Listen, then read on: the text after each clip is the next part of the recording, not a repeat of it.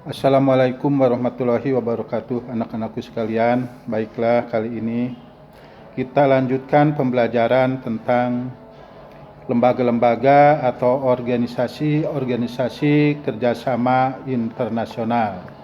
Sekarang kita bahas mengenai organisasi kerjasama internasional, yaitu materinya ini yang ketujuh ini ya, yaitu berupa ITO, kepanjangan dari International Trade Organization.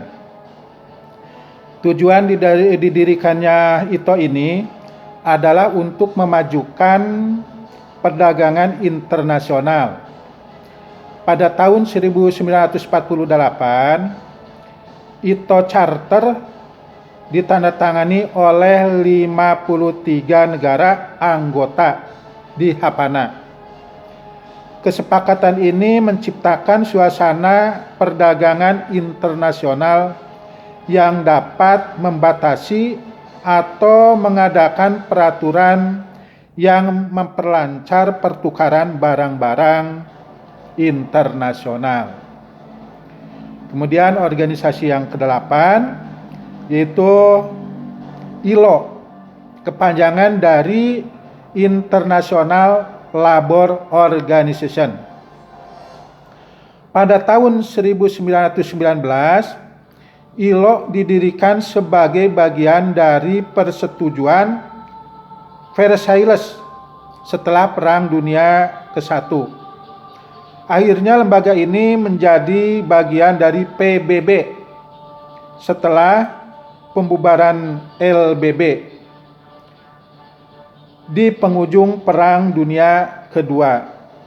Tujuan pendirian ILO adalah untuk mendorong terciptanya peluang memperoleh pekerjaan yang layak bagi perempuan dan laki-laki, mempromosikan berbagai hak tenaga kerja di tempat kerja, meningkatkan perlindungan sosial, dan mengadakan berbagai dialog untuk mengatasi berbagai permasalahan yang terkait dengan dunia kerja.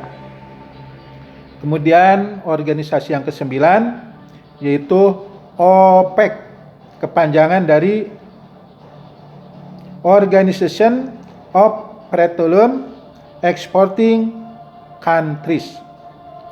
OPEC merupakan organisasi negara mengekspor minyak, didirikan pada tanggal 14 September tahun 1960 atas prakasa 5 negara, yaitu Irak, Iran, Kuwait, Arab Saudi, dan Venezuela. Pada tahun berikutnya anggotanya bertambah banyak ya, termasuk Indonesia. Ini masuk tahun 1962. Tujuan dari OPEC adalah menentang penurunan harga minyak serta mengusahakan seragamnya harga minyak di pasaran dunia. Sejak didirikan OPEC telah beberapa kali menaikkan harga minyak, yaitu minyak bumi. Negara-negara yang kaya akan minyak bumi dapat memperoleh miliaran uang dalam bentuk dolar ya, dari hasil penjualan minyak bumi yang disebut dengan petrodolar. Pada tahun 2008, Indonesia keluar dari OPEC karena makin berkurangnya ekspor minyak yang dihasilkan. Pada tahun 2015, Indonesia kembali menjadi anggota OPEC. Masuknya kembali Indonesia merupakan pengakuan atas pengaruh Indonesia dalam hal perminyakan di Asia umumnya dan di Asia Tenggara khususnya. Kemudian organisasi yang ke-10 yaitu IMF, kepanjangan dari International Monetary Fund.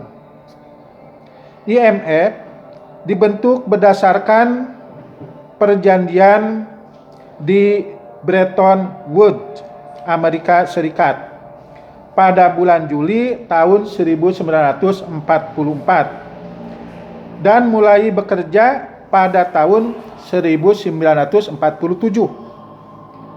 IMF merupakan salah satu organisasi ekonomi di bawah PBB dengan tujuan yaitu sebagai berikut: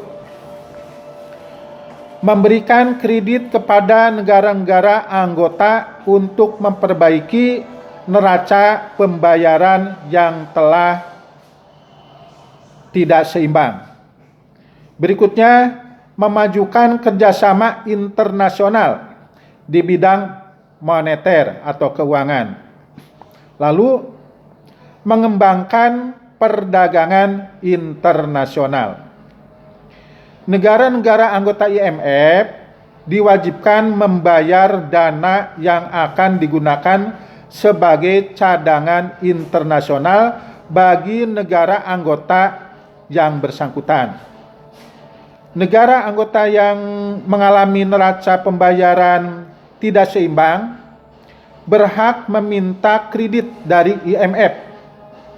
Hak permintaan kredit dari IMF itu disebut dengan SDR atau Special Drawing Rights. Indonesia telah menjadi anggota IMF sejak tahun 1954. Yang berikutnya, organisasi yang ke-11 yaitu Liga Arab. Kerjasama ini didirikan pada tanggal 10 Mei tahun 1950. Pada awal berdirinya, Liga Arab beranggotakan negara Mesir, Syria, Irak, Saudi Arab, dan Yordania. Saat ini jumlah negara anggota mencapai 22 negara. Negara-negara Arab lain yang menggabungkan diri ke IMF, ke Liga Arab, misalnya Maroko dan Tunisia, itu tahun 1958. Lalu Kuwait tahun 1961 dan Aljazair tahun 1962. Kerjasama antar negara di Liga Arab meliputi bidang-bidang sebagai berikut. Yang pertama yaitu bidang ekonomi dan keuangan. Yang kedua, perhubungan yang mencakup perkeretaapian, jalan raya, hubungan udara, perkapalan, pos, dan telegraf. Yang ketiga, kebudayaan dan sosial. Keempat, kebangsaan, pemberian visa dan paspor, penyerahan para pelanggar pidana, dan soal hukuman. Kerjasama yang dilakukan oleh Indonesia dengan negara-negara Liga Arab, salah satunya adalah berusaha memasarkan barang-barang non-migas. Yang berikutnya organisasi yang ke-12, yaitu ASEAN Development Bank, disingkat ADB atau Bank Pembangunan Asia. Bank Pembangunan Asia bergerak dalam bidang pembangunan di negara-negara Asia yang sedang membangun. Tujuan utamanya adalah meminjamkan dana dan memberikan bantuan teknik kepada negara-negara yang sedang membangun. Negara-negara yang menjadi anggota ADB adalah negara-negara di kawasan Asia Timur Jauh, termasuk Pasifik Selatan. Organisasi yang ke-13 yaitu North American Free Trade Agreement, disingkat NAFTA. Kanada, Amerika Serikat, dan Meksiko menyepakati dibentuknya kawasan perdagangan bebas sesama mereka.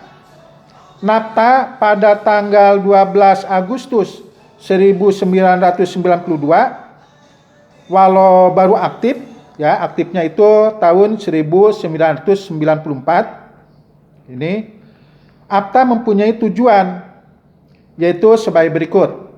Yang pertama, meningkatkan kegiatan ekspor para negara. Yang kedua, mengusahakan standarisasi barang-barang yang diperdagangkan. Yang ketiga, mengusahakan perlindungan bagi konsumen dengan mengutamakan aspek keselamatan, kesehatan, dan keserasian lingkungan hidup. Yang keempat, pengaturan impor dan produksi sesama anggota. Kiranya sampai di situ aja dulu pembahasan kali ini. Lain kali ya kita sambung lagi ya. Kita akhiri.